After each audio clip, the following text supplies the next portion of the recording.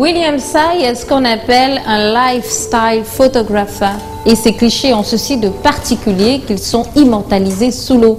Les Anglais appellent cette technique de prise de vue underwater photography. Au Cameroun, William Tsai est le premier à le pratiquer de façon artistique. À vos gilets et à vos maillots de bain pour plonger dans l'univers de cet autodidacte de talent.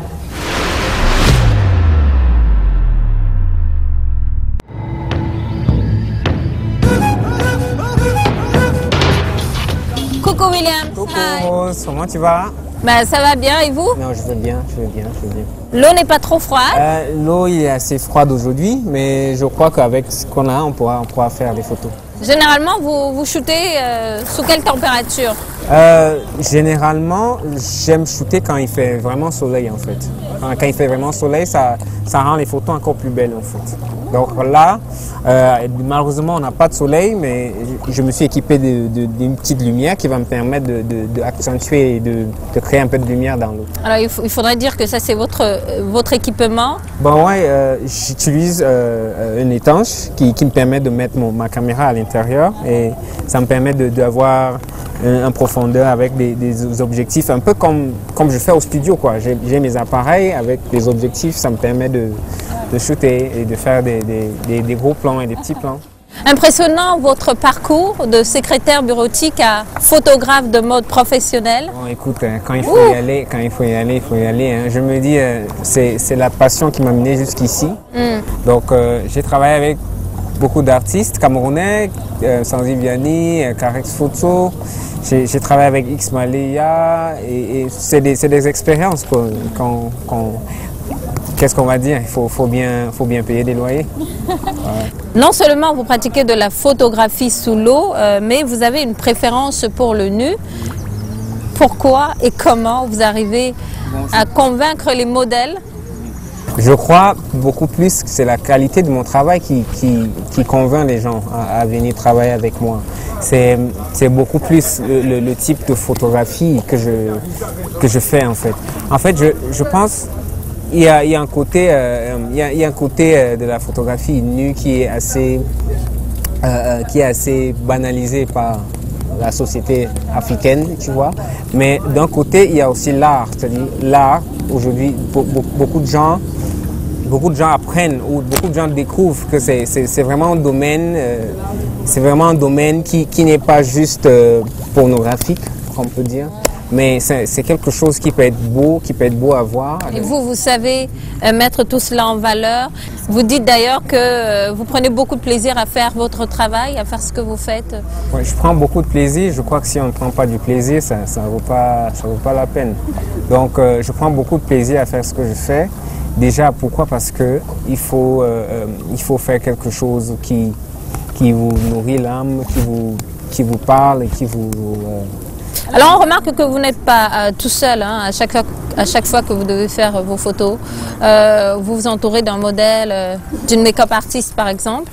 Oui, tu sais, faire la photo, c'est toute une équipe. Il faut le maquillage, il faut le stylisme, c'est un peu comme le cinéma en fait. Il y a le réalisateur, il y a les éclairagistes et tout. Donc c'est un ensemble de métiers qui donne ce résultat que vous voyez. Mais vous, qu'est-ce que vous recherchez généralement quand vous allez shooter? Le modèle doit ressembler à quoi? Le make-up doit avoir quoi? Voilà, je dirais, je commencerai par une idée. Je commence par une idée. Déjà, j'ai une idée. À base de cette idée, je contacte un styliste. Et après, on essaye de faire un espèce de melting pot, on essaye de créer quelque chose ensemble et on choisit le modèle parfait qui va réellement nous faire ressortir. Et on voit bien que vous aimez bien les filles filiformes, les modèles filiformes. Bon, les filiformes, ça nous donne moins de retouches Photoshop, comme on dit souvent. Ouais, parce que vous travaillez beaucoup avec Photoshop. On ne doit pas aussi les tailles XL.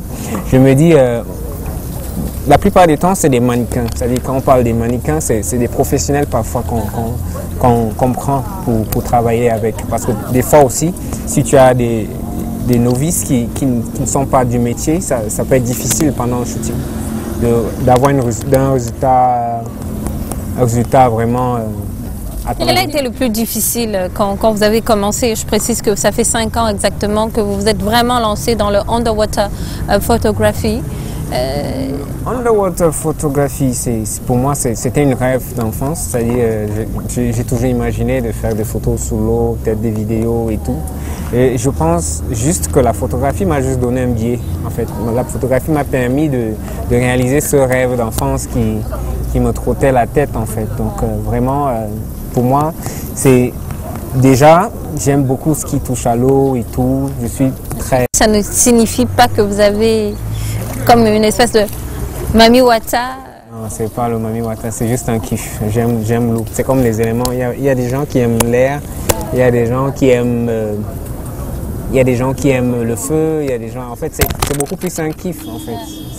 Alors, sortant par votre film, votre premier long métrage au nom très évocateur de Django, vous n'avez jamais fait de film de votre vie. Et au lieu de commencer par le film court, le court métrage, vous allez tout droit, vous foncez vers le long métrage. Je dois dire, c'est un challenge déjà, c'est un challenge que je me suis... comme j'ai dit au début de l'émission, j'aime tout ce qui est challenge. Je n'aime pas croire que quelque chose peut nous limiter, en fait.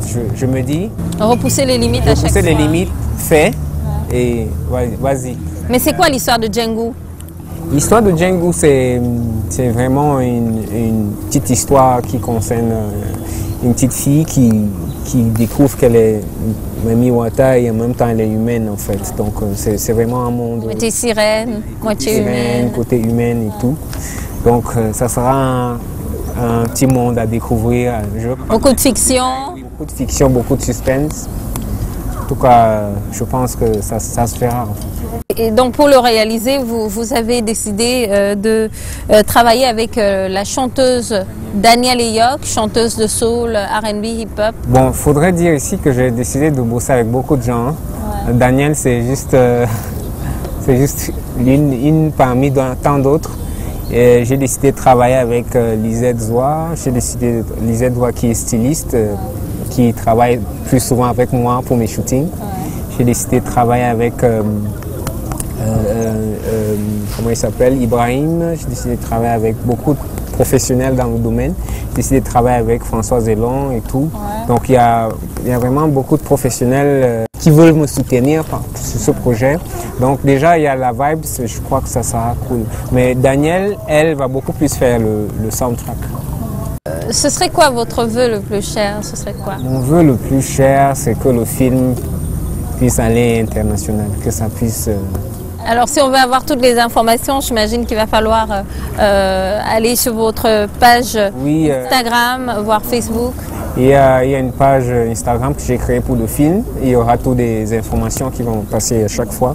Et il y a aussi ma page pour mes photographies et ma page de photographie underwater, comme on dit. Vous pouvez vous inscrire. Bon, je suis beaucoup plus Instagram en fait.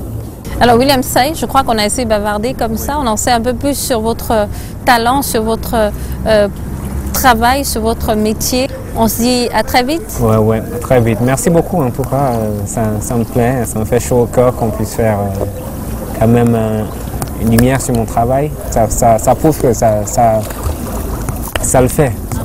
William Say, merci d'avoir accepté de nous embarquer dans votre univers. On va vous laisser retourner à votre séance de shooting. Merci à vous. Ouais. Ciao. Ah.